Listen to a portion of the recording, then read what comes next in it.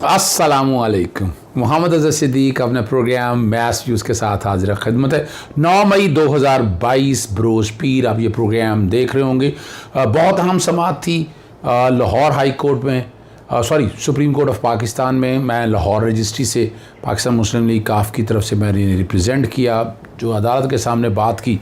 मैं इसकी आखिर में बात करूँगा, जो कि उसी तरह चलना चाहता हूँ जो हेयरिंग हुई है। दूसरा है, लाहौर हाई कोर्ट के चीफ जस्टिस ने हमज़ा शरीफ के जो हलफ के हवाले से वो 5 रुकनी बेंच तश्कील दे दिया। उस पर एतराज़ात की बात मैं प्रोग्राम में मैं कर चुका हूँ, और मैं बताता चलता हूँ, ज़्यादा बेहतर रहेगा आपके साथ।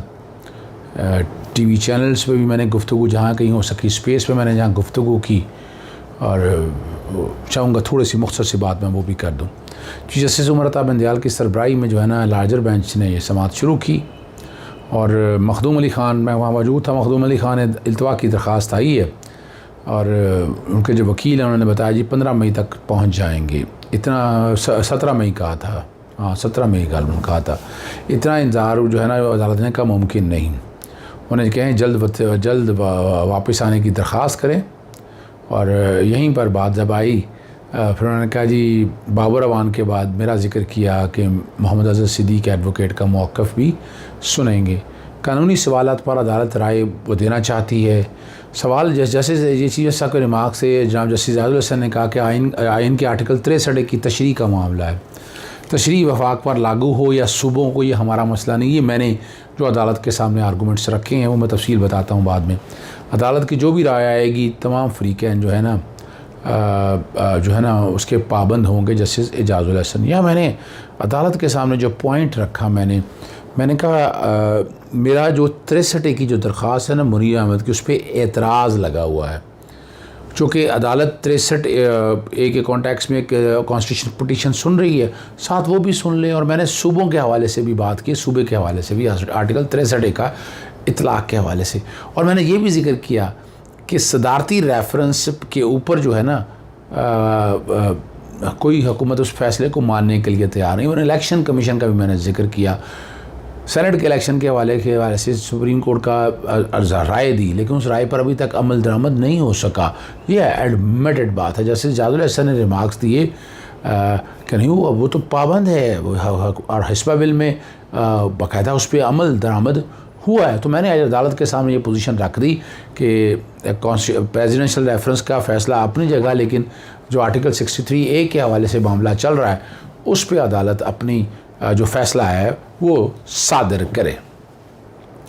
और सेनेट इलेक्शन पर मैंने फिर जो बात मैंने आपको कही है वो एहतराम नहीं किया, और नए अटॉर्नी जनरल भी अपने राय देना चाहते हैं। ये एडिशनल अटॉर्नी जनरल का बताया 63 के तहत नाली रेफरेंस इलेक्शन कमीशन में ज़ेर इल्तवा है। एडिशनल अटॉर्नी जनरल ने यह भी अदालत को बताया इलेक्शन कमीशन से एक फ़रीक सुप्रीम कोर्ट अपील में आएगी। आइन का तहफ़्फ़ुज़ हमारा फ़र्ज़ है, आर्टिकल 63 की तशरीह करेंगे। पार्लिमानी जमहूरियत के लिए आर्टिकल 63 की तशरीह ज़रूरी है। ये चीज़ ऐसा के रिमार्क्स हैं। और यहाँ साथ बात अज़ ख़ुद नोटिस के हवाले से भी होगी कि अज़ ख़ुद नोटिस किसी के कहने पर नहीं बल्कि बेंच की मर्ज़ी से लिया जाता है। स्पीकर रूलिंग पर अज़ ख़ुद नोटिस क्यों लिया, और ये अदालत में चीज़ साहब ने बताया कि किसी की ख्वाहिश पर अज़ ख़ुद नोटिस नहीं लिया। देखें बातें लोगों की ज़ुबान तो नहीं रोक सकते ना इस हवाले से। और संडे वाले दिन के हवाले से ये बात हो रही है, और अज़ ख़ुद नोटिस पहले एक बेंच की सोच होती थी, फिर मामला चीज़ तक जाता है। जो आखिरी अज़ ख़ुद नोटिस सुप्रीम कोर्ट ने लिया उस पर 12 जजेस से पहले मशावरत की। सबकी राय थी कि यह आइनी मामला, इस पर अज़ ख़ुद नोटिस लेना चाहिए। और अज़ ख़ुद नोटिस लेने से मुतालिक जो है ना सुप्रीम कोर्ट फैसला दे चुकी है। आपको याद होगा जस्टिस काजी फाइसा ने कुछ सहाफ़ियों का मैटर टेकअप किया और अज़ ख़ुद नोटिस की कार्रवाई शुरू की। मामला गया सुप्रीम कोर्ट के लार्जर बेंच के पास, वहाँ प्रिंसिपल तय कर दी कि ये इस्तेहकाक ही चीफ जस्टिस का है। ठीक है ना जी। और जस्टिस उमर अता बंदियाल ने आइन और कानून के मुहाफ़िज़ हैं। बाबर अवान ने बताया अदालत का बड़ा अदब और एहतराम है, और इस पर जस्टिस मंदोखल कहते हैं आपके अदब की बात की कदर करते हैं। काश ये अदब एहतराम लोगों में फैलाते। इसके लिए इस पर फिर जवाब दिया कि इसका उनके लिए वजारत इत्तलात है। लोग बताएं कि अदालत रात को भी खुलती है, बलूचिस्तान हाई कोर्ट जो है ना जिक्र किया उन्होंने, रात 2:30 बजे खुली थी। इस पर बाबर अवान ने कहा इस पर मैं बहस में नहीं जाना चाहता।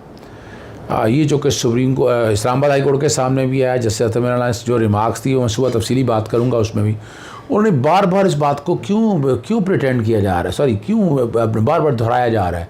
छोड़ दें इस बात को, अच्छा नहीं लगता इस बात को दोहराने के वाले से। कौन 12 बजे या छुट्टियाँ, आप बार बार इसको डॉक्टर अनवर सजाद की बातें बड़ी ज़बरदस्त है। सफाई निस्फ़ वाले जुर्म है, बहुत खूबसूरत बात बता के गए। हाथ से ज़्यादा खलूस इंसान को मशकूक बना, मैं इन बातों में नहीं जाना चाहता, ठीक है ना जी। और इस पर अच्छा किया बाबर अवान साहब ने कहा इस पर बहस ना करें आप। और चीफ जस्टिस साहब ने फिर वो उसको नोटिस पर इस पर अदालत फैसला दे चुकी है। और अब मैं वहाँ मौजूद था लाहौर रजिस्ट्री में, आज खुद नोटिस को भी रेगुलेट करने जा रहे हैं। इंशाल्लाह ये मामला जल्द हल हो जाएगा। या हम जो है ना आइन और कानून के मुहाफ़िज़ हैं, ठीक है जी। और यहाँ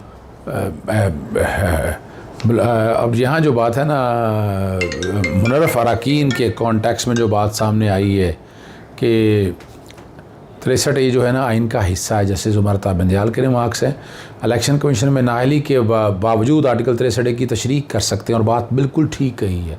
63A बार बार बैकग्राउंड पे मैं चला रहा होता हूँ, पार्लिमानी जमहूरियत के लिए वाले से ये बात किया। और जहाँ जो सामने, ठीक है ना जी, यहाँ जो बाबर अवान साहब ने जब हमारे आर्गूमेंट में आए, क्या इलेक्शन कमीशन इनहराफ अरकान पर किसी रुकन को झूठा और बददियानत करार दे सकता है?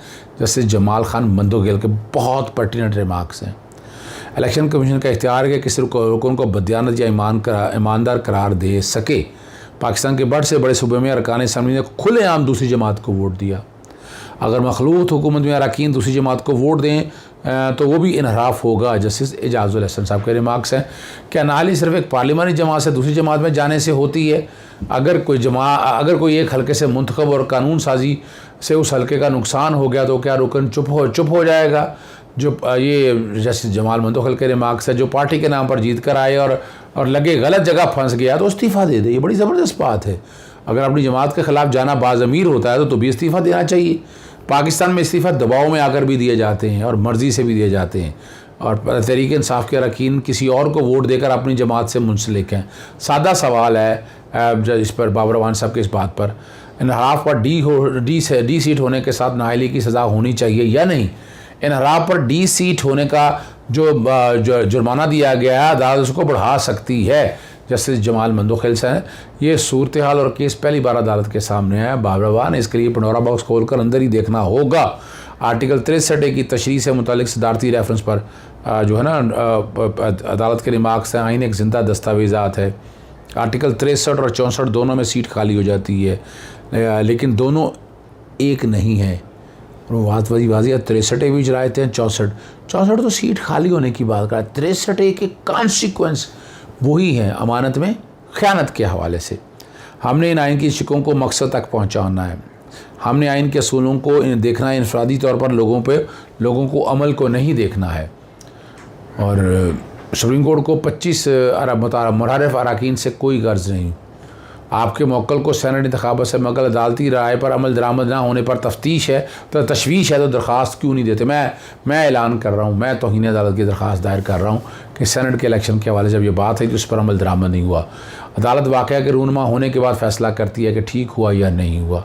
रिकॉर्ड के मामले में भी जिक्र आ गया। जजेस के साथ देखा ना जी, जजेस के सामने कितने शवाहिद आए थे। मखदूम अली खान साहब को मालूम है। आज खुद नोटिस के असरात की मिसाल दी जाती है। रिकॉर्ड में एग्जेक्टिव अपनी जिम्मेदारी पूरी करने में नाकाम हुआ। अगर कोई मामला अदालत के सामने लाया जाता है तो दरख्वास्त दें। सेनेट इलेक्शन से मुतालिक और राय पर अमल दरामद मेरे मौक्कल का नहीं, इलेक्शन कमीशन की कोताही है। बात तो ठीक किया। सेनेट इलेक्शन से मुतालिक एक दरख्वास्त दिखा दें आपकी जमात की तरफ से आई हो। जी सर नहीं, मैंने बता दी, मैंने फ़ाइल की हुई है, इस पर अमल दरामद, मैं वो रिकॉर्ड पे सारा लगा रहा हूँ। ये बात सोचें कि सुप्रीम कोर्ट ऑफ पाकिस्तान तमाम मुताज़रा फरीक ने उनके सामने आना है। आर्टिकल 63A की जो हाँ हमने आइन की तशरीह आज के लिए नहीं, आने वाली नस्लों के लिए करनी है। ये चीज़ आइन एक ज़िंदा दस्तावेज़ात है, ठीक है ना जी। ये अपना सुप्रीम कोर्ट के फिर रिमार्क्स थे। और यहाँ जो है ना जी, यहाँ जो बातें अदालत के सामने आएँ ये बात सोचे कि ये सुप्रीम कोर्ट ऑफ पाकिस्तान और तमाम मुतासर फ़रीक ने उनके सामने आना है। अब यहाँ बाबर अवान साहब ने कहा कि हाई कोर्ट ने सदर से मुतल्लिक़ तहज़ीक अमेज़ अल्फाज इस्तेमाल किए, रिमार्क्स दिए, सदर खामोश रहे, सदर से रिमार्क्स अगर दुरुस्त नहीं तो दरख्वास्त दें। ये चीज़ साहब के रिमार्क्स थे। तहरीक इंसाफ की और दरख्वास्त पर जो है ना अदालत ने आज नोटिस जारी कर दिए हैं। ये कॉन्स्टिट्यूशन पटिशन है, इस पर मैंने अदालत की तारीफ़ भी की है। और 63A के अपना ना जी मैंने जो अदालत के सामने जो बात स्पेशली मैं रखना चाहता हूँ, सदाती रेफरेंस लेने का मौजूदा कानून जो है ना जी क्या कर रही है। अब जो है ना नया अटॉर्नी जनरल का इंतज़ार किया जा रहा है, इसलिए लिया जा रहा है कि वो वापस लेने का सोच रहे हैं। अफवाह है, ये बात मैंने बताई है। उम्मीद है वफाकी हुकूमत साइनी मामले पर आने की तशरीह को मुकम्मल होने देंगी। ये चीज़ सकर रिमार्क्स है। और मैंने कहा कि मैं शुक्रगुज़ार हूँ तहरीक इंसाफ की आनी दरख्वास्त पर नोटिस जारी कर दिए और इस दरख्वास्त पर दीगर सियासी जमातों को भी सुन लें। इस पर अदालत पहले ही सदाती रेफरेंस पर नोटिस ले चुकी है और अफ्रीकन के दलाइल सुन रही है। इससे कबल सेनेट के इलेक्शन सदारती रेफरेंस के फैसले पर अमल दरामद नहीं हुआ। और मैंने फिर बताया, मैंने बार बार लिखा है, मैं आपको बता चुका हूँ, सियासी जमातें सदारती रेफरेंस के फैसले पर अमल दरामद करने से गुरेज़ा हैं। इस पर जस्टिस जाजुल हसन के रिमार्क्स थे, हस्बा बिल पर हमारे फैसले पर अमल हुआ और सदारती रेफरेंस पर फैसला हर एक को अमल दरामद करना है। हमारे यहाँ फैसले पर अमल दरामद की कोई दरख्वास्त नहीं, अगर आई तो मुनासिब हुक्म देंगे। मैंने ऐलान कर दिया, मैं फ़ाइल कर रहा हूँ। और ये जो सारी वो चीज़ें हैं अदालत के सामने मैंने रख दी हैं। दूसरा जाते जाते ज़रूर आपको बताना है, वो शेख रशीद साहब का अपना एक हनीफ अब्बासी के वाले से पटिशन, उस पर बात करूँगा। लेकिन शेख राशिद शफीक जो है ना, उनके भांजे जो है ना, उनकी ज़मानत मंजूर हो गई है। मोहम्मद आरफ मैजिस्ट्रेट दर्जा अव्वल हैं, सारे आर्गूमेंट रखे। सऊदी अरब का वाक़या है, पाकिस्तान की जुरिसडिक्शन कोई नहीं है, पाकिस्तान का इख्तियार कोई नहीं है। ये जो मुकदमा दर्ज हुआ ये बदनीति पर दर्ज हुआ, सियासी बुनियादों पर ही बात है। जजमेंट रिज़र्व थी, लेकिन आप अंदाज़ा लगा लें कि एक ऐसी झूठी आई FIR के कितने दिन गुजारने पड़े हैं। FIR भी बैकग्राउंड पे मैं कोशिश करूँगा वो चल जाएगी। आगे बड़ा अहम इशू है, शेख रशीद साहब ने जो मुआवन खसूसी है ना हनीफ अब्बासी के ख़िलाफ़ दरख्वास्त पर समाअत शुरू की है और चीफ सत्र मिलना समाअत की और रोस्टम पे बुला लिया था उन्होंने। इस अदालत पर एतमाद नहीं, उस पर शेख जी अदालत पर एतमाद है। अगर आपको एतमाद नहीं, किसी और बेंच को केस मुंतकिल कर देते हैं। जुलूसों में कहा जाता है रात 12 बजे अदालतें खोली गईं। इस अदालत में बहुत अहम केसेस ज़ेर समाअत हैं। इमरान खान से पूछ लें इस अदालत पर एतमाद है कि नहीं, ये पैगाम दिया है। अदालत से इंसाफ देखना चाहिए।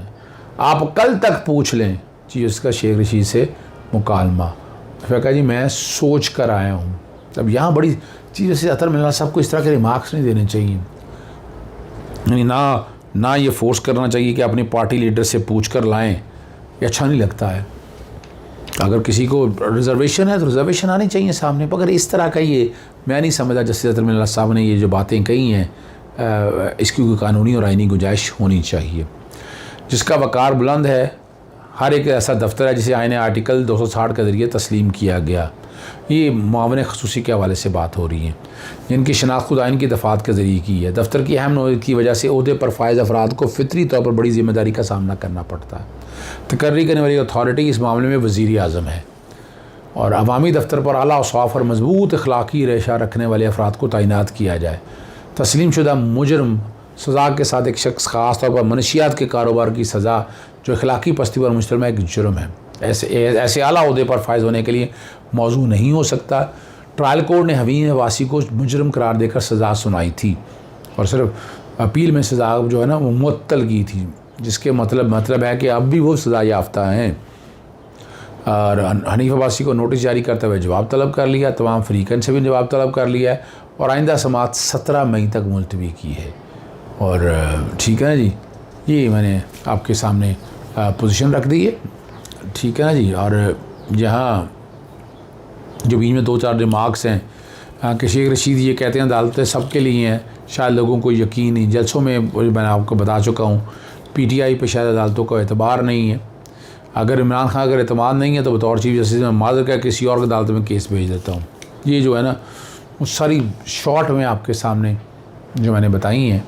और हाँ, एक जो बात है ना, जुलाई 2018 में हनीफ अब्बासी को सज़ा सुनाएगी वकील जो है ना, ये 21 जुलाई को सज़ा मुअत्तली के बाद कोई समाअत नहीं हुई। 4 साल हो गए अभी तक समाअत नहीं हुई है। इस्लामाबाद हाई कोर्ट ने फ्रीकैन को नोटिस जारी कर दिए और साथ ही वज़ीर-ए-आज़म को ना हनीफ अब्बासी की तैनाती पर नज़रसानी का हुक्म दिया। 17 मई तक ये केस की समाअत मुलतवी होगी। इजाज़त चाहूँगा। अस्सलाम वालेकुम। अल्लाह हाफ़िज़। पाकिस्तान ज़िंदाबाद।